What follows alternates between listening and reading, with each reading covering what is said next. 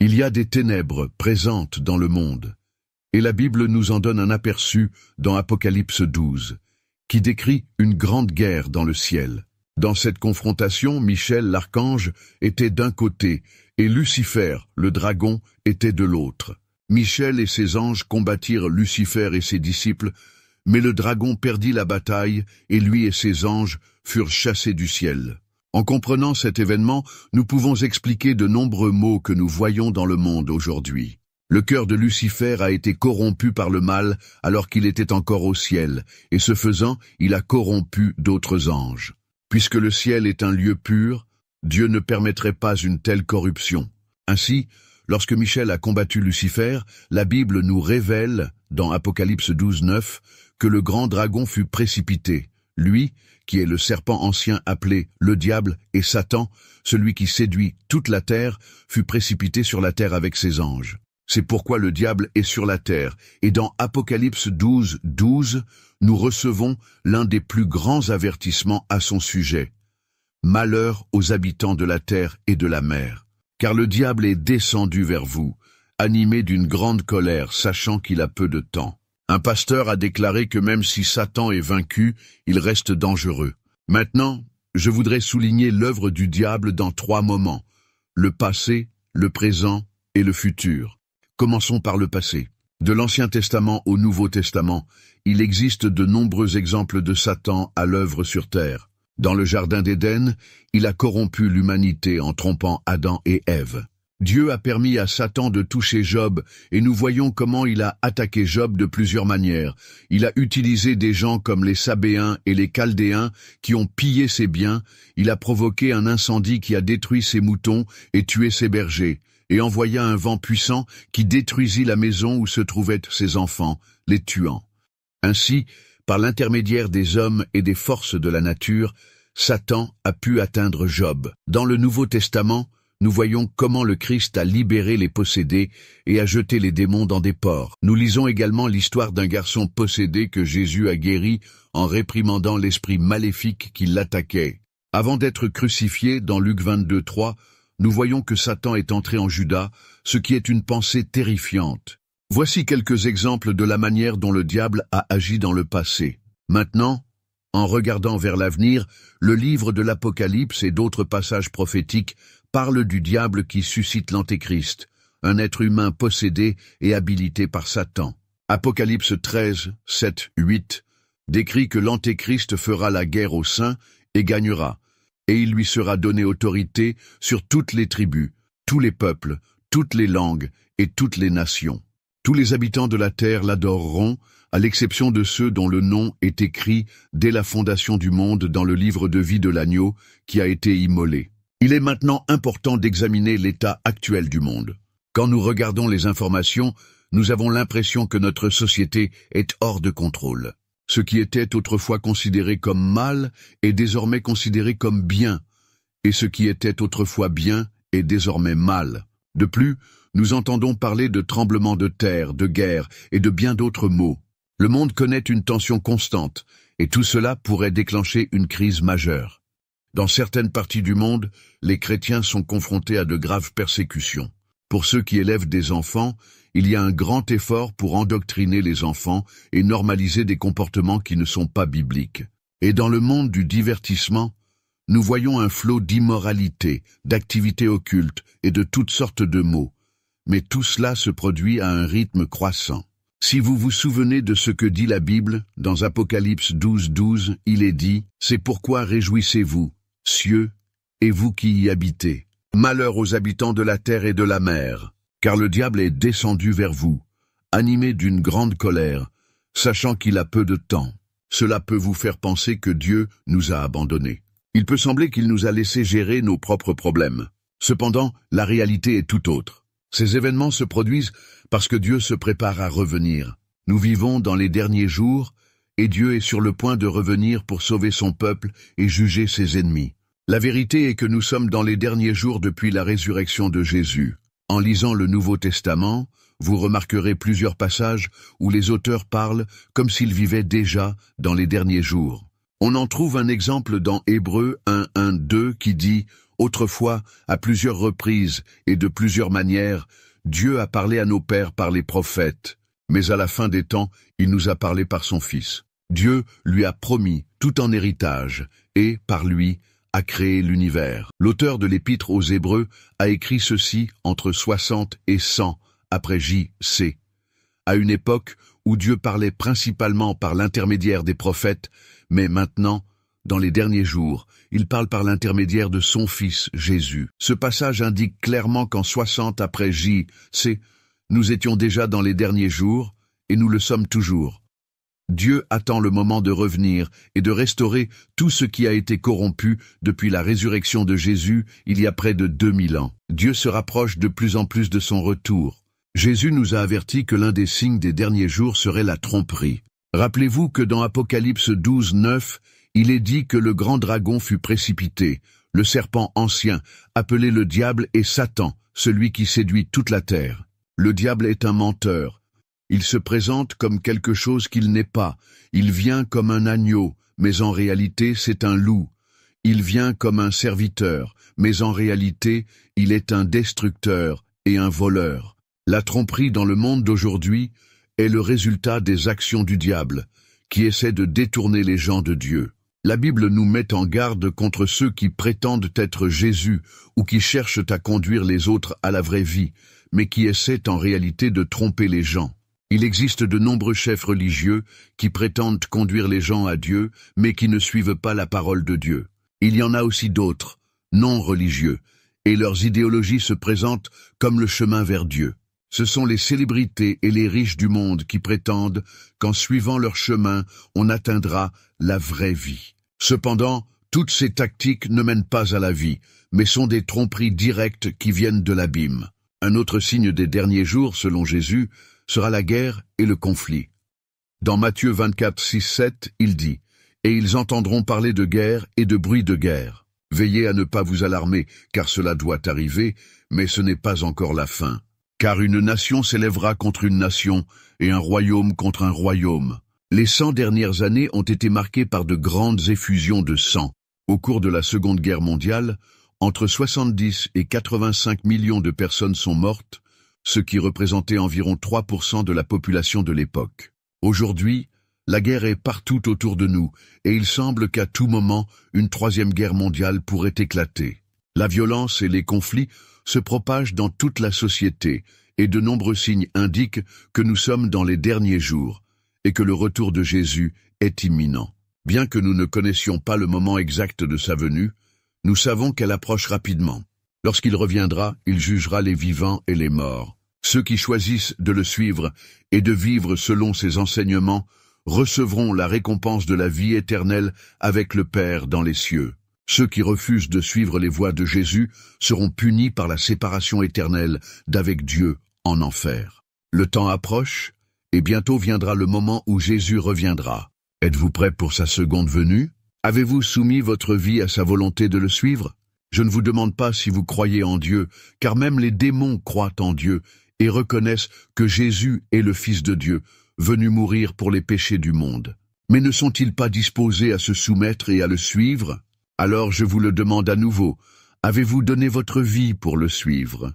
Par grâce, par la foi, avez-vous confié votre vie au Père et vivez-vous maintenant votre foi en Jésus? Si ce n'est pas le cas, c'est le moment. Le temps presse.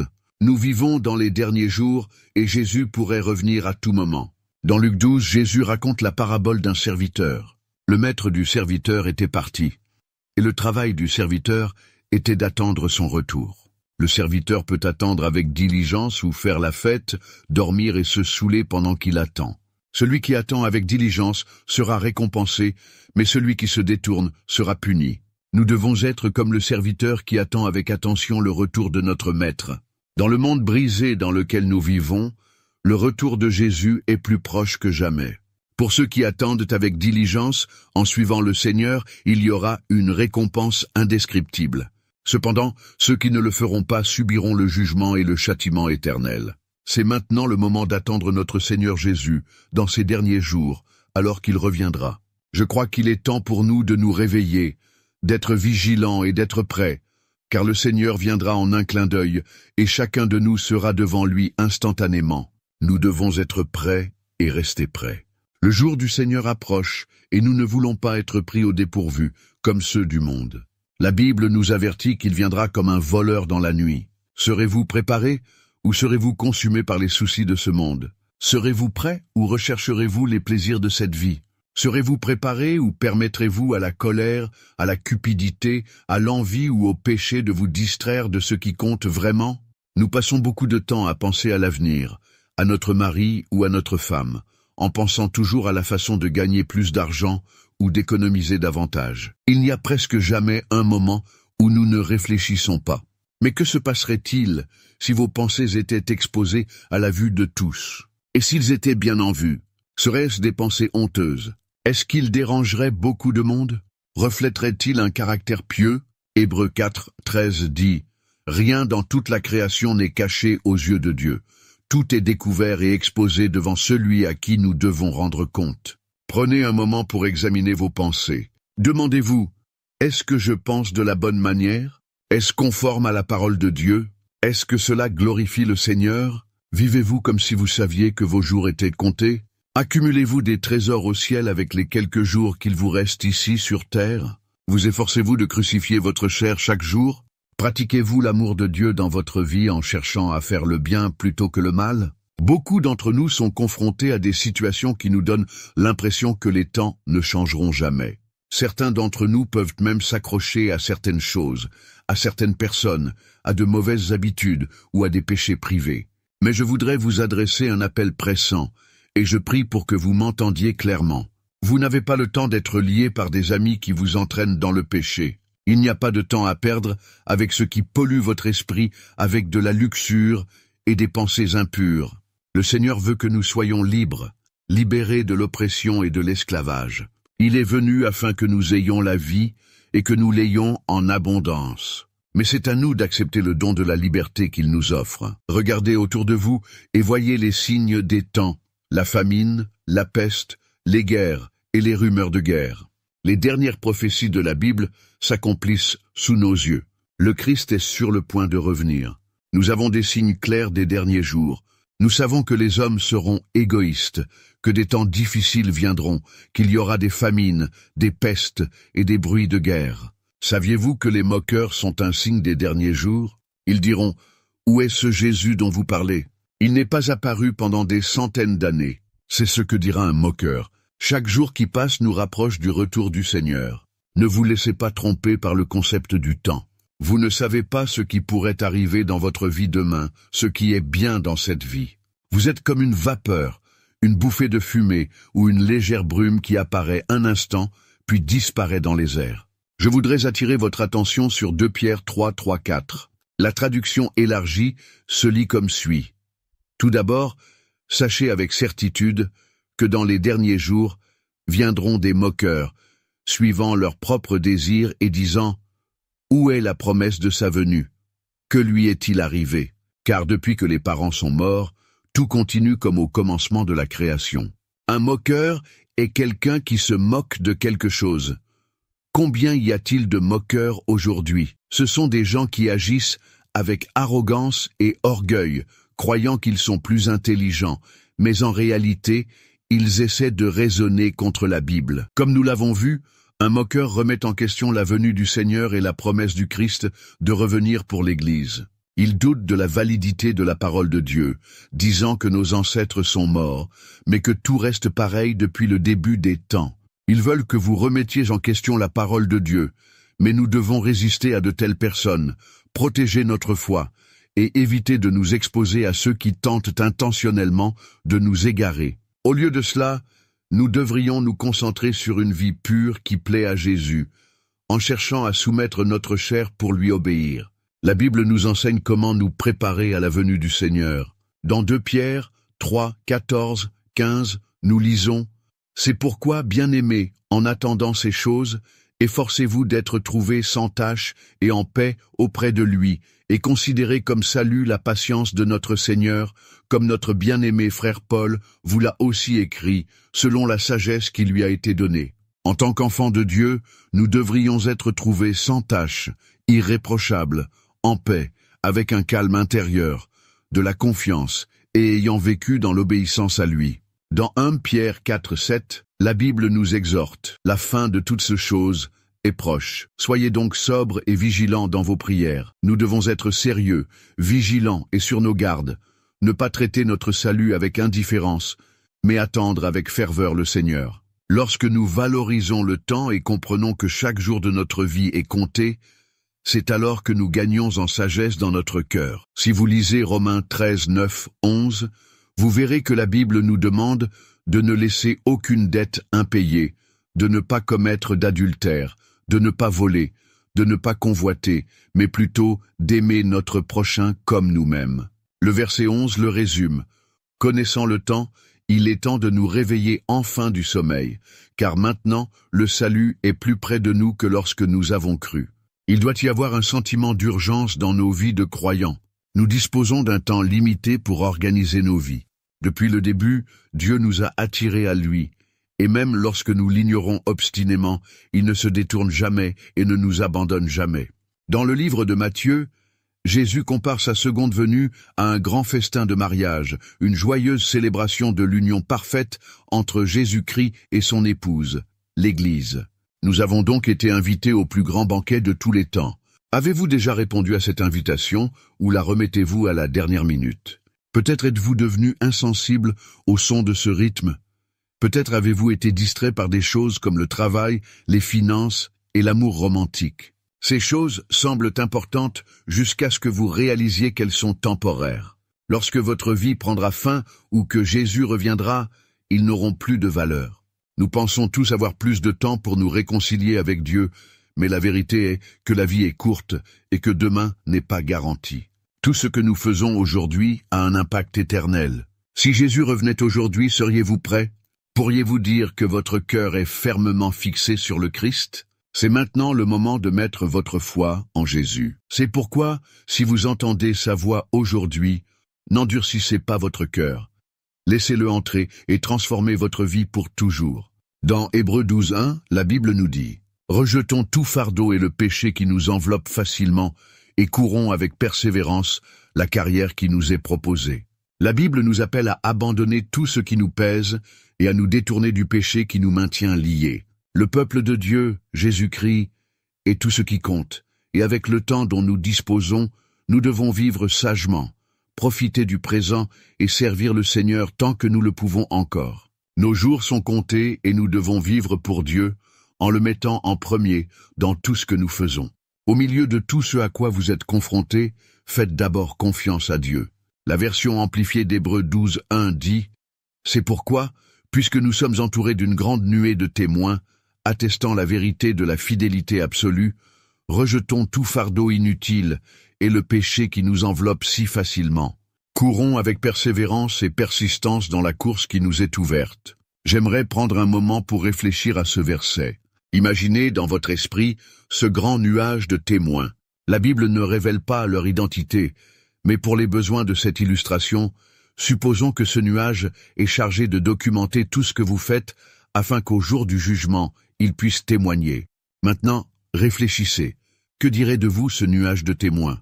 Que dirait-il que tu as fait? Diront-ils qu'il n'y avait aucun doute que Dieu était le centre de leur vie? Diront-ils que vous avez vécu d'une manière qui a glorifié Jésus-Christ? Cette grande nuée de témoins dirait-elle que vous vous réveillez chaque jour avec des louanges sur les lèvres?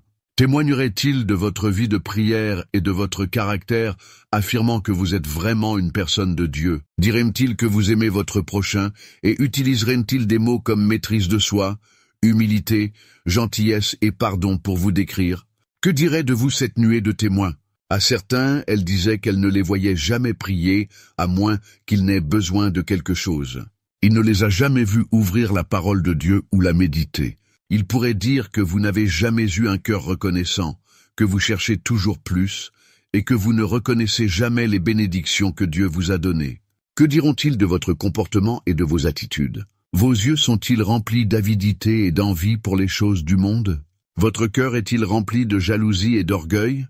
Cette nuée de témoins dirait-elle que vous avez rabaissé les autres? Nous devons être conscients que ce que nous faisons compte. Nos décisions quotidiennes font la différence. Je prie pour que vous viviez une vie gardée pour Dieu, en gardant votre cœur contre l'envie, la jalousie et la cupidité.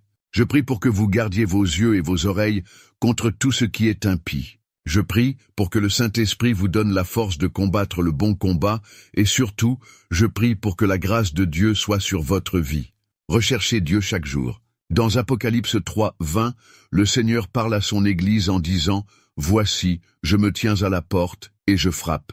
Si quelqu'un entend ma voix et ouvre la porte, j'entrerai, je mangerai avec lui et lui avec moi. » Je voudrais également souligner le psaume 95, 8, qui dit « Aujourd'hui, si vous entendez sa voix, n'endurcissez pas vos cœurs comme lors de la rébellion.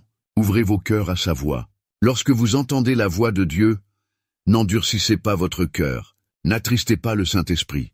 Je vous encourage à écouter et à répondre au coup du Christ. Ouvrez la porte et laissez-le entrer afin qu'il puisse demeurer avec nous et en nous. Une fois que nous aurons fait cela, il écrira nos noms dans son livre de vie. Une partie de la difficulté qu'éprouvent de nombreux chrétiens à entendre la voix de Dieu vient du fait qu'ils se concentrent sur les mauvaises choses. Cela fait partie de la tromperie du diable. Il veut que vous croyiez que tout, sauf Dieu, mérite toute votre attention. Le diable veut que vous répondiez aux exigences du monde, mais pas à ce que Dieu exige d'un homme ou d'une femme chrétien. Ne nous laissons pas tromper. Ne nous laissons pas tromper par le malin, qui veut nous distraire avec les plaisirs et le bonheur temporaire que le monde offre. L'ennemi veut que nous soyons indifférents à la venue du Christ. Dans Luc 12, 19, 20, il est dit « Je dirai à mon âme, tu as beaucoup de biens en réserve pour plusieurs années. Reposez-vous, mangez, buvez et soyez joyeux. » Mais Dieu lui dit « Insensé, cette nuit, ton âme te sera demandée, et ce que tu as préparé, à qui sera-t-il destiné? Ces plaisirs peuvent être agréables, mais ils ne satisfont pas notre âme et ne nous apportent pas le véritable bonheur. Cependant, si nous vivons pour Dieu, dans l'obéissance à sa parole et à ses commandements, nous serons récompensés par la vie éternelle et la joie.